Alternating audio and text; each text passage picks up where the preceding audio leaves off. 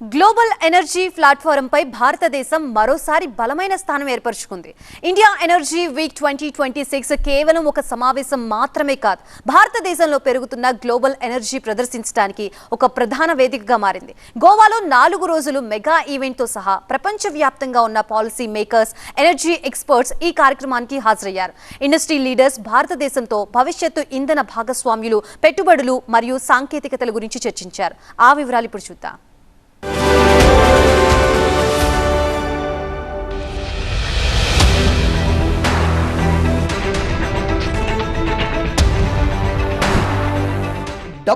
మందికి పైగా energy professionals, 120కి పైగా దేశాల నుండి ప్రతినిధులు,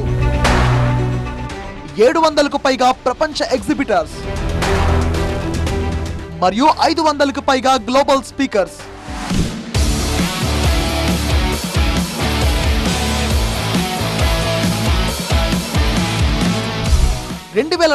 నాటికి అభివృద్ధి చెందిన దేశంగా మారాలనే లక్ష్యంతో భారతదేశం ముందుకు సాగుతోంది. ఈ కలను నెరవేర్చుకోవడానికి ఎనర్జీ అవసరం, కానీ ఆ ఎనర్జీ గ్రీన్ అండ్ క్లీన్ గా ఉండాలి. ఈ లక్ష్యంతో భారతదేశం పునరుత్పాదక శక్తి మరియు గ్రీన్ హైడ్రోజన్ వైపు వేగంగా కదులుతోంది. ఇండియా ఎనర్జీ వీక్ ద్వారా భారతదేశం గ్రీన్ ఎనర్జీని ప్రోత్సహించడానికి తన నిబద్ధతను పునరుద్ఘాటించి మరియు ప్రపంచవ్యాప్తంగా ఉన్న ఇన్వెస్టర్స్ ని పెట్టుబడులు పెట్టమని విజ్ఞప్తి చేసింది. एनर्जी सेक्टर के लिए भारत बहुत बड़े अवसरों की धरती है. आज हम दुनिया में पेट्रोलियम प्रोडक्ट्स के टॉप 5 एक्सपोर्टर्स में से एक हैं. दुनिया के 150 से ज्यादा देशों तक हमारी एक्सपोर्ट कवरेज है और भारत की ये क्षमता आपके बहुत काम आने वाली है. इसलिए एनर्जी वीक का ये प्लेटफॉर्म हमारी पार्टनरशिप को एक्सप्लोर करने का बहुत ही उत्तम स्थान है. నేడు భారతదేశం ప్రపంచంలోని టాప్ 5 పెట్రోలియం ఉత్పత్తుల ఎగుమతిదారుల్లో ఒకటి. మరోవైపు దేశపు ఎగుమతి కవరేజ్ 150కి పైగా దేశాలకు విస్తరించింది. ఈ రంగంలో పెట్టుబడి అవకాశాలు $500 బిలియన్ మించిపోయాయి. ఇది భారతదేశ ఇంధన సామర్థ్యాన్ని మరియు ప్రపంచ ప్రాముఖ్యతను మరింత పెంచుతుంది.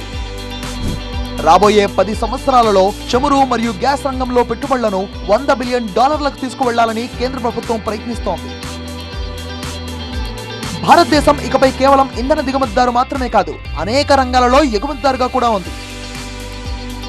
TV9 నెట్వర్క్ తో ప్రత్యేక సంభాషణలో కేంద్ర పెట్రోలియం మరియు నేచురల్ గ్యాస్ మంత్రి హర్దీప్ సింగ్ పూరి నేడు భారతదేశ చమురు ఆర్థిక వ్యవస్థ ప్రపంచ ఇంధన సమతుల్యతలో ముఖ్యమైన పాత్ర పోషిస్తుందని అన్నారు. India's growth in the energy sector is actually a stabilizing factor for the globe. अगर इंडिया नहीं खरीदेगा एनर्जी, वो जो एक्स्ट्रा आउटपुट है वो जाएगी कहाँ?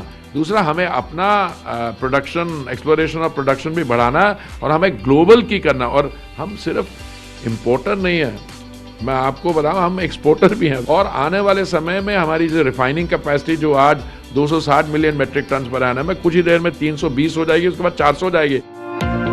ఇండియా ఎనర్జీ వీక్ 2026లో యుఏఈ ఇండస్ట్రీ అడ్వాన్స్డ్ టెక్నాలజీ మంత్రి doctor Sultan Ahmed Al Jaber, Canadian ఇంధన మంత్రి తిమోథీ హోక్సన్, అలాగే యుఎస్, యూరోప్ మరియు మధ్యప్రాచ్య దేశాల ప్రతినిధులు పాల్గొన్నారు. ఆసియా మరియు ఆఫ్రికా నుండి ప్రతినిధులు పాల్గొన్నారు.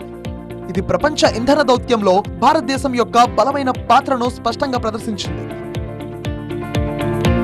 The sheer size of this event reflects the simple fact that India increasingly sits at the center of global energy growth. As India consumes more crude to fuel its refineries, ADNOC is proud to be a trusted, dependable supplier. And as India aims to double natural gas in its energy mix, we have made this nation our number 1 market for LNG. గోవాలో జరిగిన India energy week భారతదేశం ఇకపై ప్రపంచ ఇంధన వేదికపై కేవలం భాగస్వామి కాదని, నాయకత్వ పాత్రలో కనిపించబోతుందని నిరూపించింది. तो कुल मिला के इंडिया एनर्जी 2026 के इस वैश्विक मंच ने यह साफ कर दिया है कि भारत अपनी ऊर्जा नीति में केवल उसकी जरूरतों तक सीमित नहीं रहेगा, बल्कि पूरी दुनिया को रास्ता दिखाने का काम करेगा. भारत सरकार की प्राथमिकता है कि उसकी ऊर्जा नीति के अंदर जो उसकी ऊर्जा व्यवस्था है वो साफ सुथरी और टिकाऊ ऊर्जा पे आने वाले समय में काम करे। इस कार्यक्रम में एक स्पष्ट संदेश ये दिया गया है कि आने वाला समय सस्टेनेबल एविएशन फ्यूल हो या ग्रीन हाइड्रोजन हो और इलेक्ट्रिक मोबिलिटी हो, उसका होगा। और साथ साथ जो मौजूदा चुनौतियां हैं उसको भारत सरकार अपने साथ लेके चलेगी और 2070 का जो उसका लक्ष्य है नेट जीरो का, उसको भी वो ध्यान में रखेगी और उसके लिए बाध्य भी है। चेतन के साथ शिवांग माथुर, TV9 भारतवर्ष, गोवा।